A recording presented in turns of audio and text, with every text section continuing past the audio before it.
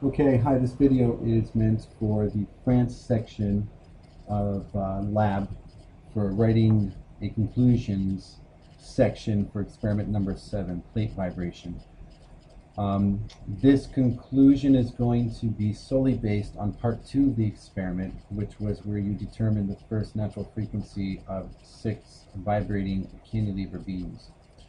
If you were to actually go to the experiment handout, you'll see on page 5 that I have edited it a little bit. So if you could re-download the handout for experiment number 7, you'll see the edited version just has a little extra text in there. And it says hints for writing the conclusion. The conclusion will be focused on part 2 of the experiment. In the conclusion, you may assume that the data you presented is in table 1 and that the discussion was based on question 2. And also, you write your conclusions based on the following purpose. The purpose of the experiment is to determine and verify the first natural frequency of 6 cantilever beams. So for each cantilever beam, you have a calculated natural frequency and a measured, and you're supposed to compare those two. So your discussion will, you'll be writing conclusion section based on this purpose and with your data having been that table comparing your calculated and measured values. And then assuming that you have written a discussion based on question 2, which should have been answered in your experiment memo. So with that in mind, if you actually go to the course website, under technical report, draft 1 link, scroll down to conclusion, you should end up right here where it says the conclusion is basically summing up the experiment. The conclusion is to be limited to a quarter page, so 1/4 of a page, single spaced. And I basically split this up into 2 steps. 1, write a paragraph that summarizes the purpose of the experiment and how the purpose was accomplished.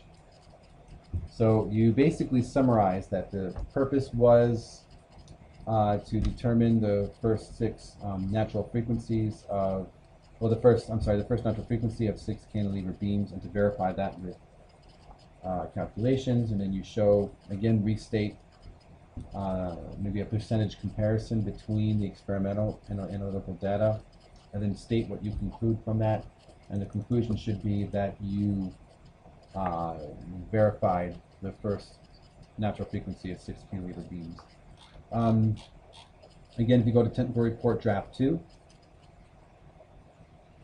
scroll down to conclusions, you should see some extra help here. The conclusion is going to be based on 1 rubric, properly restates the purpose and draws conclusions. That's all it is.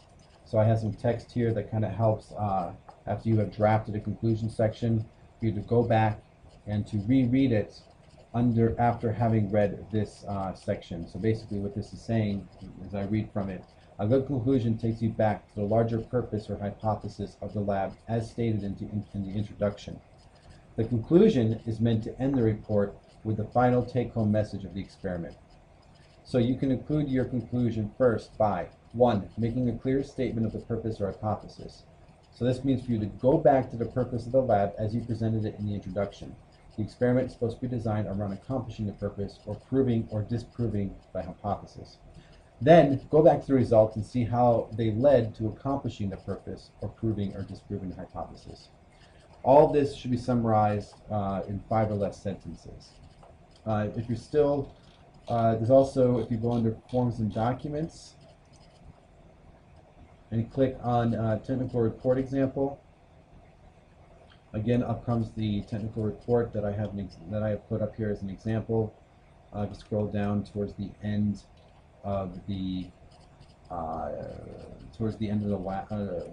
technical report. You should see the conclusions. You should see how the purpose is restated, how the data was highlighted to prove that to accomplish the purpose, and some concluding statements from that.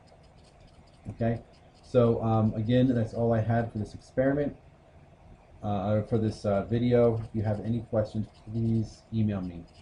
Thank you.